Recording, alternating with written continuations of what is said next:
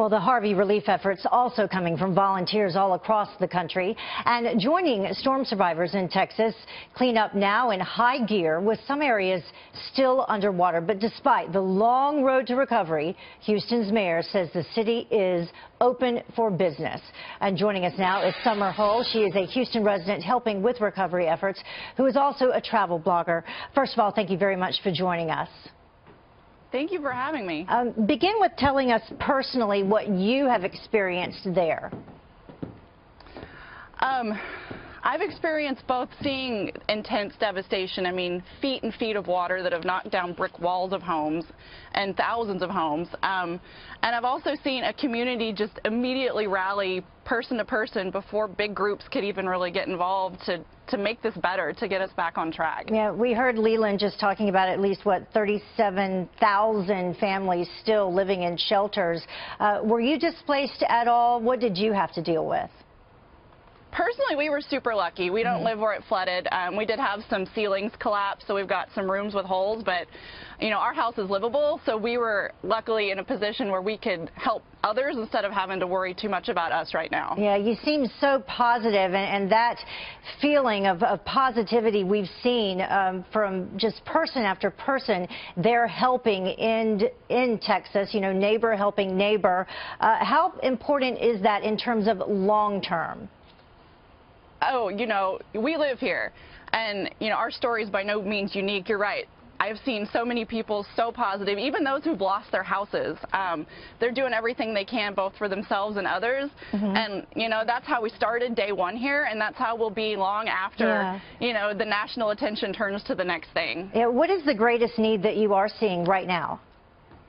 The greatest need right now changes minute to minute, and that's why I think that those people on the ground are the ones to help the most. You know, I'm seeing things for Gatorade, masks, gloves, dog crates, things like that. You know, not the clothes and the stuffed animals, but the things people need to put on themselves, like today. Yeah, when you see organizations or really individuals who have been raising so much money to help with these relief efforts, does it concern you that it won't go to the places where it's most needed and it won't go directly to the people who can use it?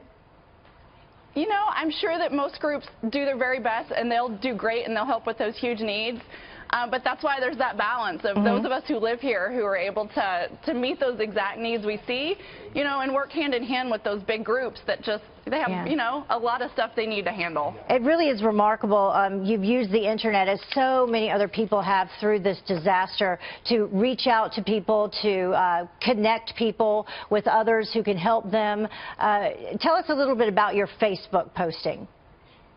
So that's been really cool. And again, I know my story's not unique here, but we just started sharing what we were doing. And our friends around the world who are connected thanks to Facebook saw it and wanted to send us money to keep us doing more, just because we're in the right place at the right time here. And so I've had friends literally as far away as New Zealand just PayPal us money so we can keep helping and keep sharing the needs that we're spotting. And Facebook has been just tremendous with getting really specific needs met really, really quickly. It was amazing to watch it unfold, even as Harvey hit, where people in other parts of the country were posting on Facebook or Twitter trying to find their loved ones or trying to get help to them in their time of need. So the social media definitely used for a positive thing in this.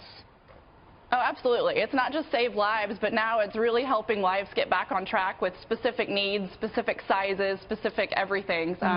It's been so helpful, and it will keep being so helpful. You know, Summer, thank you so much, and our prayers with you and everyone there in Texas. We appreciate it. Thank you so much for your support. Yeah.